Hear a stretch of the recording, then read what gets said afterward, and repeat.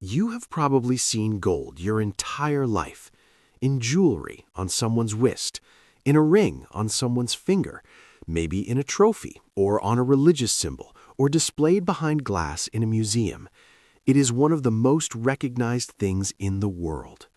And yet, almost nobody thinks of gold as something powerful in a political or economic sense. Most people see it as a pretty metal. Something valuable, yes, something beautiful, certainly, but ultimately just a thing, a possession, an object you wear or store or admire. What if that picture is completely wrong? What if gold has been used for thousands of years and continuing right up to today as something much more strategic than decoration? What if the country that controls gold, or moves gold, or quietly buys gold is actually doing something that affects the entire world, including people who have never owned a single gram of it in their lives? That question is worth sitting with, because the answer changes how you see something you thought you already understood. For most of recorded human history, gold was not just valuable, it was money. Not a symbol of money, not a representation of value. It literally was the thing that made trade possible across different cultures, different languages, and different empires. Ancient civilizations from Egypt to Rome to the great trading empires of Asia understood something fundamental. Gold does not rot. It does not rust. It cannot be easily faked. It is rare enough to be meaningful, but available enough to be used. And it looks the same whether you are in Cairo, Constantinople, or Calcutta.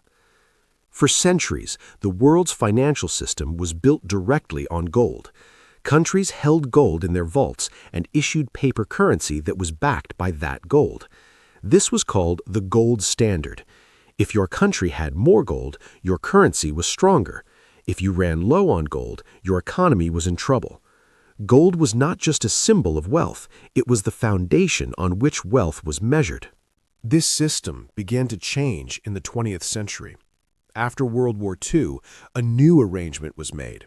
The US dollar became the world's reserve currency, and the dollar itself was tied to gold at a fixed price. Countries trusted the dollar because they trusted that America had the gold to back it up. Then, in 1971, the United States ended that direct link between the dollar and gold, and officially, gold stopped being the backbone of the global financial system.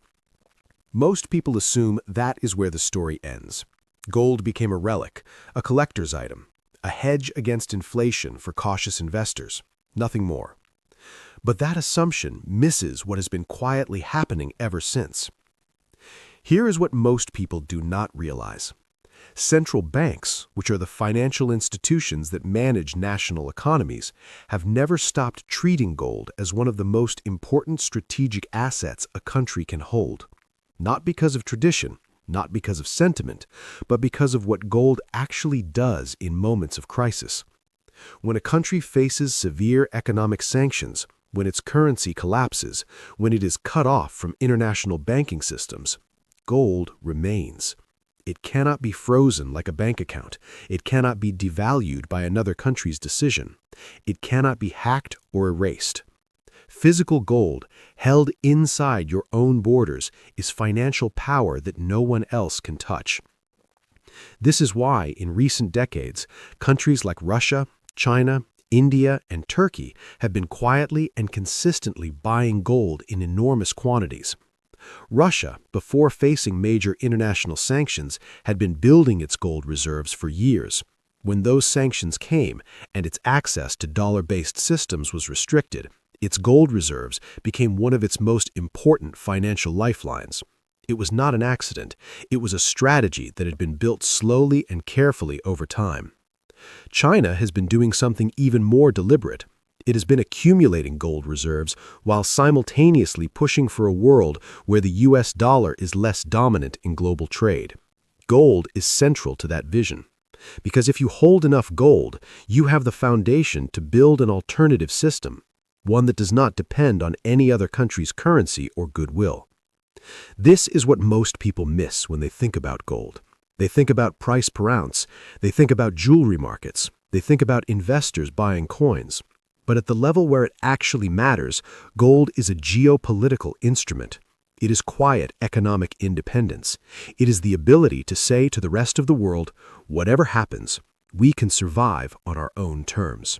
The reason this is so poorly understood is that gold moves slowly.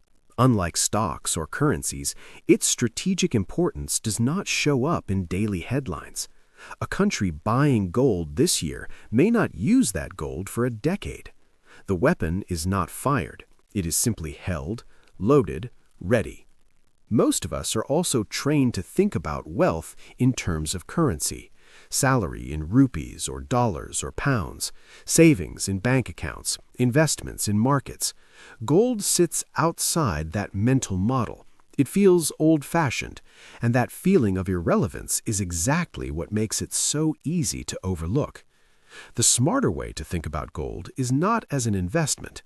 Think of it as insurance. Not insurance against a bad month, but insurance against a bad century. Countries that hold significant gold reserves have a form of protection that paper currencies simply cannot provide. Gold has survived every empire that ever used it. Every currency that ever claimed to replace it has eventually weakened, inflated, or disappeared. Gold has not. It has outlasted kingdoms, revolutions, world wars, and financial crises, not because it is magical, but because it is real in a way that promises and paper are not. The most powerful insight about gold is this: the countries that publicly call it old-fashioned are often the same ones quietly buying more of it. That gap between what is said and what is done tells you everything. Gold is not just a metal sitting in a vault. It is a statement, a quiet, heavy, undeniable statement that says we do not fully trust the system and we are prepared for the day it breaks. If this gave you a completely different way of seeing something you thought you already understood, go ahead and like this video. Share it with someone who thinks gold is just jewelry or a fashion statement. And if you want to keep discovering the hidden logic behind the things that shape our world, subscribe. The most important truths are almost always the quietest ones.